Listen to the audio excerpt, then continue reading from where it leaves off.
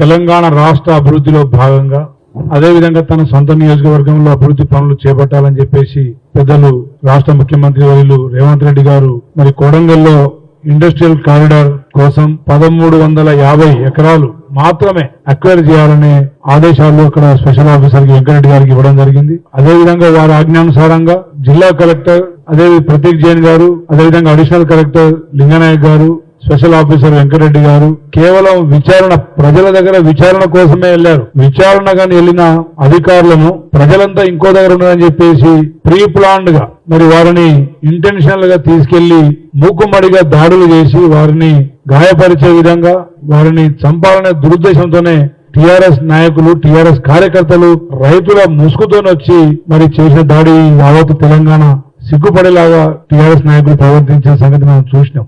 ఆ తదనంతరం మరి వారు కేటీఆర్ గారు, పట్నం నరేందర్ రెడ్డి గారు అన్ని ఆధారాలతో ఈ నేర ప్రేరేపితులుగా 2 నిందితులు ఉన్న సంగతి తెలిసి జైలుకు తప్పకుండా వెళ్లాల్సి వస్తుందని చెప్పేసి అమాయక గిరిజన ప్రజానికాన్ని ఈ ఇష్యూలో లాగి మరి గిరిజనులను మరి ముందు పెట్టి మళ్ళీ పబ్బం గడుపుకునే కార్యక్రమం టీఆర్ఎస్ కేటీఆర్ గారు చేస్తా ఉన్నారు.